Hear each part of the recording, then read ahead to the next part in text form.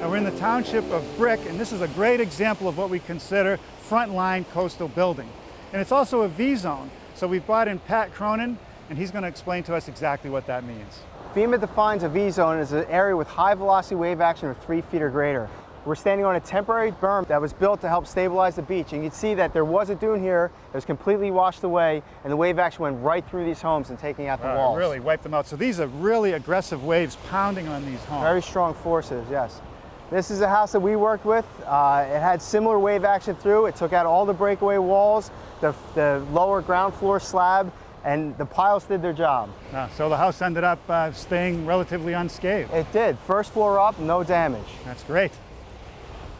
So now we're on the ground floor of the house, first floor living space overhead. This is a perfect example of a timber pile foundation system. This pile's driven down 20 feet down, comes out of the ground, girder across the top to support the weight of the house. You can see the connections at the top to tie everything together.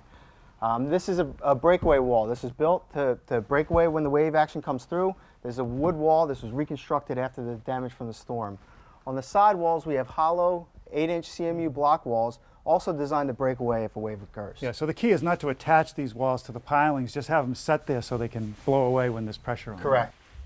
Can they use this area for living space? No, they can't. You're allowed to use a ground level and a V-zone for storage and parking. Okay, Norm, now we're here on the bay side of the island. This is the back side of the island. This is an area that's Zone A, subject to flooding, but waves of 3 feet or less. Okay, so what happened when Sandy came through? When Sandy came through, the ocean breached the dunes and the flow of water came through. There was an area directly to our east that caught fire and burned during the storm. Because those structures were compromised, it did not provide much protection to this area. So there was a lot of water coming through. There was a lot of water flowing through this area. You can see that some of the houses were knocked off their foundations and into the street. This used to be a street. That's hard to believe. It's very hard to believe.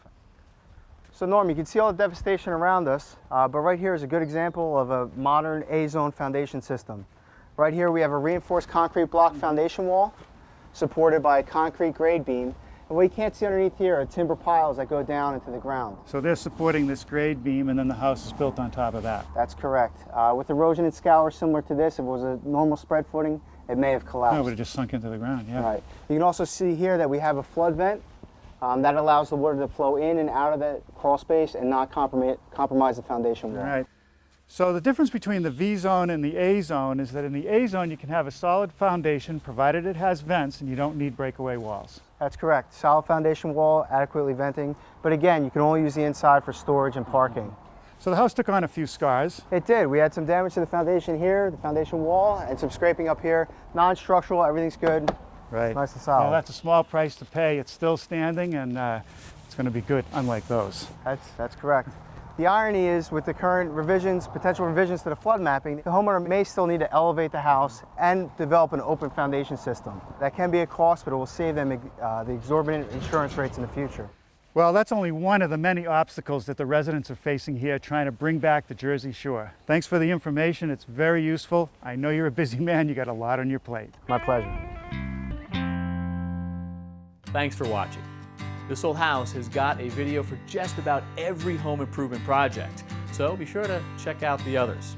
And if you like what you see, click on the subscribe button to make sure that you get our newest videos right in your feed.